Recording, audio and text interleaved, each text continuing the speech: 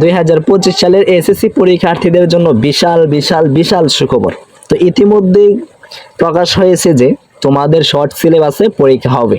তো আমি টিকটকে অনেকবার বলেছি যে শর্ট সিলেবাসে 2025 সালে পরীক্ষা হবে, কিন্তু কেউ কেউ বিশ্বাস করছে, কেউ কেউ বিশ্বাস করে নাই। তো এখন দেখো আমি সরাসরি গুগল ক্রোম ব্রাউজারে ঢুকেছি। তো দেখো উপরে লেখা আছে 2025 সালের নতুন সিলেবাসে এসএসসি পরীক্ষা সময় 5 ঘন্টা। তারপর দেখো নিচে কি লিখছে, 2025 সালের মাধ্যমিক স্কুল সার্টিফিকেট ও সমমান পরীক্ষা হবে নতুন শিক্ষাক্রম অনুযায়ী। তো আমি এতদিন তো বলেছি সবারই যে নতুন শিক্ষাক্রম পরীক্ষা অনুষ্ঠিত হবে। তারপর দেখো এই পাবলিক পরীক্ষায় মোট 10টি বিষয়ের উপর শিক্ষার্থীদের মূল্যায়ন করা হবে। মানে তোমাদের 10টা বিষয়ের উপর পরীক্ষা হবে, ঠিক আছে। এতে থাকবে লিখিত পরীক্ষা, তোমাদের লিখিত পরীক্ষা থাকবে। প্রতিটি বিষয়ের মূল্যায়নের শিক্ষার্থীদের বিরতি সহ 5 ঘন্টা পরীক্ষার কেন্দ্রে থাকতে হবে। মানে তোমাদের এক একটা বিষয়ের পরীক্ষা হবে প্রায় 5 ঘন্টা।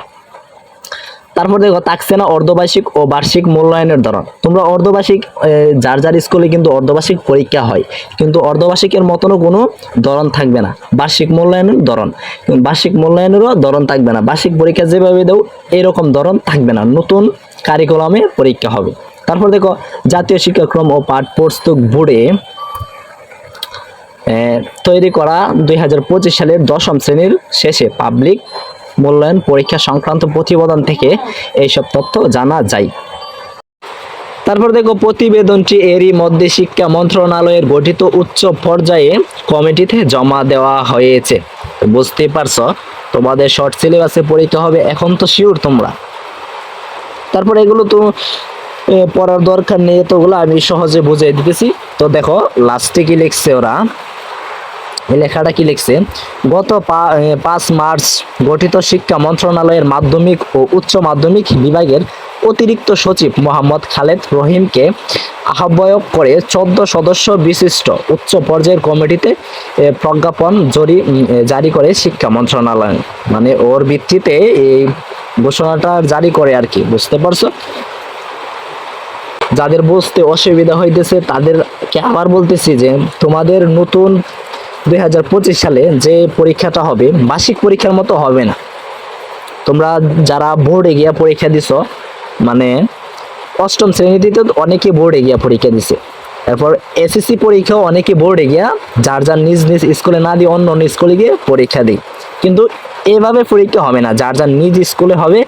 আর তোমাদের পরীক্ষা হবে শুধুমাত্র সায়েন্স নিয়ে, আর্টস কমার্স এগুলো কোনো বিষয় থাকবে না।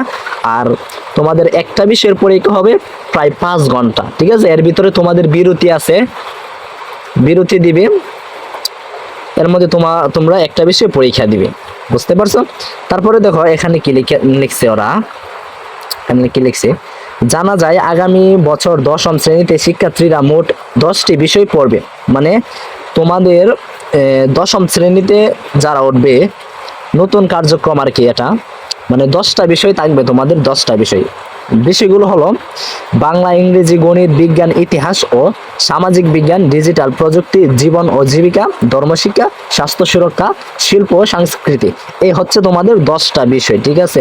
এই পাঠ্যসূচির উপর অনুষ্ঠিত হবে পাবলিক পরীক্ষা। তাহলে বুঝতে পারছো তোমাদের এখানে যে 10টা বিষয় তারা উল্লেখ করেছে, এই 10টা বিষয়ের উপরে তোমাদের বার্ষিক পরীক্ষাটা অনুষ্ঠিত হবে, বুঝতে পারছো।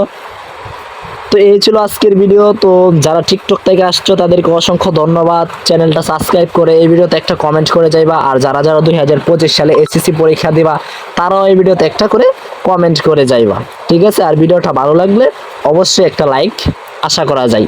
ধন্যবাদ।